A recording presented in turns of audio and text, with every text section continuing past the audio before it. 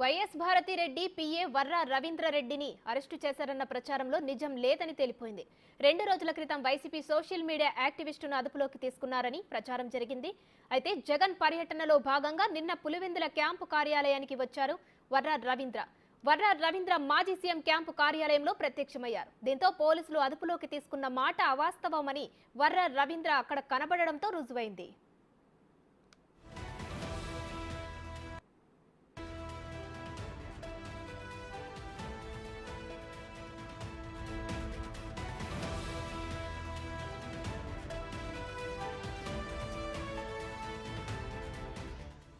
ఇదే అంశానికి సంబంధించి మరిన్ని డీటెయిల్స్ మా ప్రతినిధి మధు అందిస్తారు లైవ్ లో. మధు, చెప్పండి, ఎవరైతే హోంమంత్రి అనితపై గతంలో అనుచిత వ్యాఖ్యలు చేశారో ఆ వ్యక్తిని అరెస్టు చేశామని కూడా పోలీసులు చెప్పారు. మళ్ళీ ఇవాళ ఆ వ్యక్తి ఇక్కడ కనిపించాడు సీఎం క్యాంప్ ఆఫీస్ లో. దీనికి సంబంధించిన డీటెయిల్స్ ఏంటి?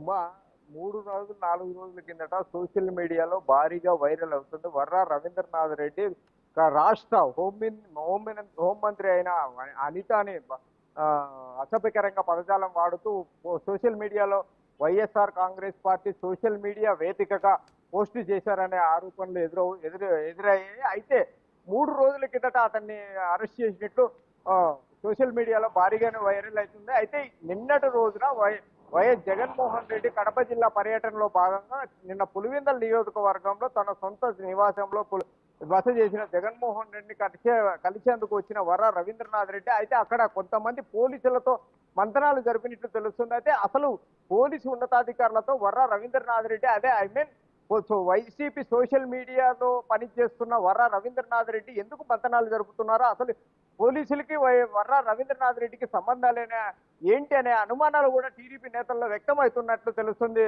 ఉమ్మా, మధు, అలాగే అనుచిత వ్యాఖ్యలు చేసిన ఈయనను అరెస్టు చేశారని చెప్పేసి కూడా సోషల్ మీడియాలో వార్తలైతే వచ్చాయి. మరి అవన్నీ అవాస్తవం అని తేలింది అంటే ఎందుకు ఇలా జరిగింది?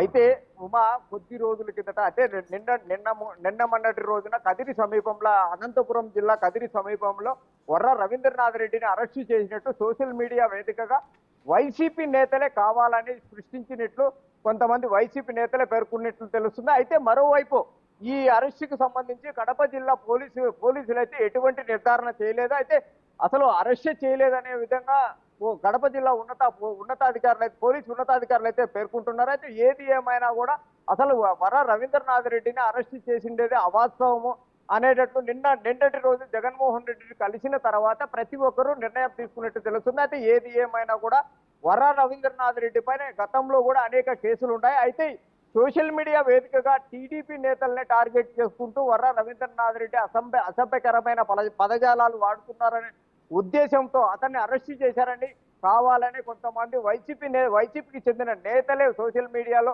ప్రశ్నిస్తారనే కారణంతో వైసీపీ నేతలే పేర్కొంటున్నట్లు